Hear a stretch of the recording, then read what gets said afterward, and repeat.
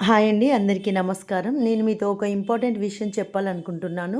నాకు మొన్న ఒక సబ్‌స్క్రైబర్ కాల్ చేసిందండి హైదరాబాద్ నుంచి. ఇంకా అక్క నాకు మా హస్బెండ్‌తో చాలా ప్రాబ్లమ్ అనేది ఫేస్ చేస్తున్నాను.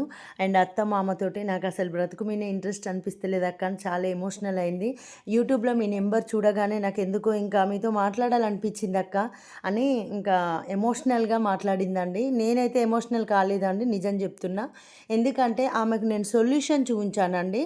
మీరు గూడా ఎవరైనా అత్తమామతోటి, ఇంకా హస్బెండ్ తోటి, లేదంటే వాటెవర్ ఇంకేదైనా మీ చుట్టూ ఉన్న సమాజంతోటి బాధపడితే మాత్రం తొందరపడి మీరు ఏ నిర్ణయాలు తీసుకోకండి.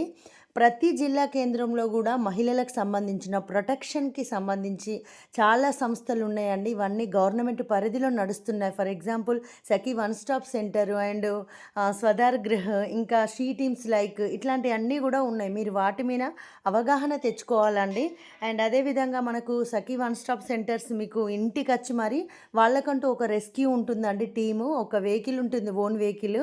181 అనే టోల్ ఫ్రీ నెంబర్ గనుక మీరు కాల్ చేస్తే మిమ్మల్ని వాళ్ళే ఇంటికొచ్చి మరి వాళ్ళ టీమ్‌తో సహా తీసుకెళ్ళిపోయి మీకు ఒక 5 డేస్ షెల్టర్ గూడా ప్రొవైడ్ చేస్తారండి. ఇన్ కేస్ మీ ప్రాబ్లమ్ ఆ 5 డేస్‌లో సాల్వ్ కాకపోతే స్వధార్ అని ఇంకా మళ్ళీ ఒక ఎక్స్టెండ్ కాలం ఒక 1 ఇయర్‌కి సరిపడా మిమ్మల్ని అక్కడ షెల్టర్ ఉంచుకోవడానికి గూడా అవి గూడా ఉంటాయండి.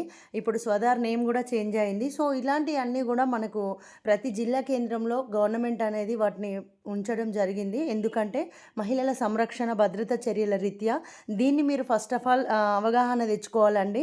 కొన్ని హెల్ప్‌లైన్ నంబర్స్ అనేవి మీరు నోట్ చేసుకోవాలి.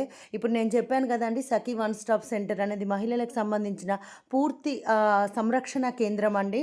అండ్ పిల్లలకు సంబంధించి అయితే చైల్డ్ లైన్ 1098 ఇలా కొన్నిటి మీద అవగాహన తెచ్చుకోవాలి. లేదంటే పిఎస్‌కి కాల్ చేయాలి 100కి. అంతేగాని తొందరపడి ఎలాంటి నిర్ణయాలు తీసుకోవద్దండి. జీవితంలో అసలు పిరికివారు ఎవరు తెలుసా అండి? సోర్సెస్ ఉండి గూడా యూజ్ జేసుకోకుండా మనల్ని మనం తక్కువ చేసుకొని ముందుకెళ్ళలేక ఆగిపోతాం జూడండి. వాళ్ళని మించిన పిరికివారు లేరండి. ఒక్కసారి మీరు ధైర్యంగా అడుగు వేయండి.